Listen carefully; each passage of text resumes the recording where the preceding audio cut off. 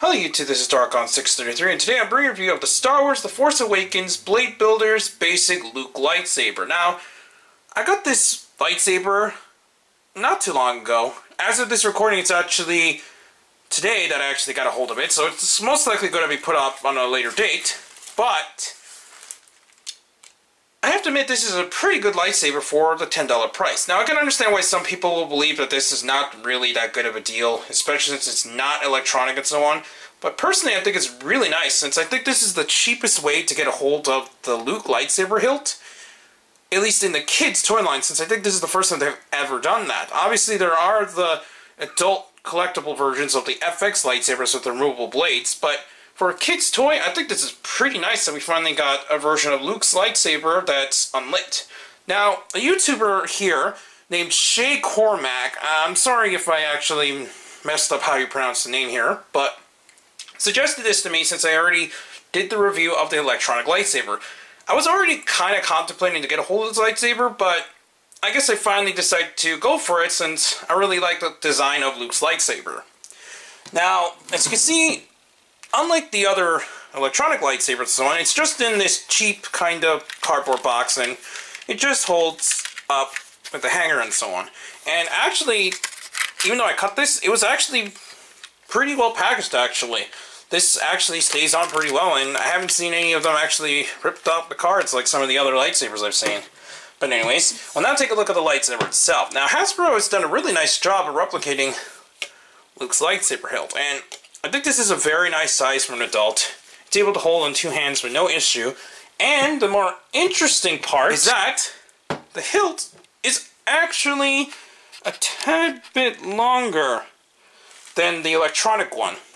Here's a better look at how the lightsabers look together, as you can see here. As you can see together, there's actually quite a lot of difference between the two hilts, and that's actually quite surprising since the actual blade is a lot shorter. And I'm going to show that quickly on camera here. So we're just going to put this off to the side first and show how this looks like fully extended.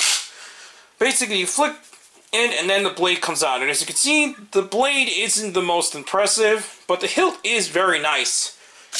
And it is a bit of a problem to actually collapse it, since you kind of need to twist it a bit, since it actually stays on pretty snugly. So you just push it down, and eventually everything will snap back into place, and there you go. It's fully collapsed in. There you go with the lightsaber hilt. Now, because it is a part of the Bladebuilders line, it still has the hole at the end, so on, but it doesn't really bother me too much, since it is really nice to get a hold of the hilt otherwise.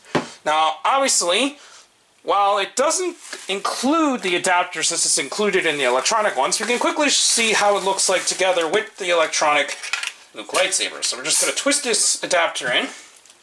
I'll try to get it on camera. Let's see, try to flick it. It's harder to flick when it's actually attached. And there you go. It's really hard to get on camera, especially since this is a very, very long blade. I wish I can get it on camera much easier, but just the way my setup is, it's almost impossible to get a hold of. Now, we're going to quickly turn up the lights so we can quickly see how it looks like lit. Obviously only one side lights up, but it's still really cool even though this side doesn't light up, and it does have a really nice length when attached. Now, just because it is still part of the Bladebuilders lightsaber designs, you can go ahead, I'm going to quickly turn back on the light, and attach this, also little blade daggers and so on, and just attach it. I'm just going to keep the red one on for simplicity's sake, and there you go. It does spin on pretty well, and it works for its purpose. But, obviously, since the Kylo Ren lightsaber is also a part of the Bladebuilders line, you can attach the Kylo Ren one as well. So we're going to quickly do that. Let's see how looks like attached. So as you can see, now we're going to quickly turn on the Kylo Ren lightsaber. Just going to switch it on. Turn on. So yeah, it's still really nice that it can actually attach and so on. I'm going to quickly turn back off the lights again. Here's the Kylo Ren blade. And maybe I'll be able to get it a better frame in a second, but for now, here's how the lightsaber looks like. So that's really nice, actually. So we're going to quickly turn back on the light and turn this off. Disconnected. Then, that's pretty much it for the lightsaber on its own. Now, as you can see, it might not be the best for every person, especially for collectors who might just want to get the higher-end, actual adult FX lightsabers and so on. But for a kid's lightsaber, I think this is really nice, and it's a good way to get a hold of just the unlit hilt for Luke if you're on a budget for like cosplaying or for a costume for Halloween this year. Now, I really think it's still worth the $10 price, and I highly recommend picking this up. Now, before the video ends, I'll actually be showing possibly 2 quick photos of how the blade looks like attached and so on. So we're just going to move on from there.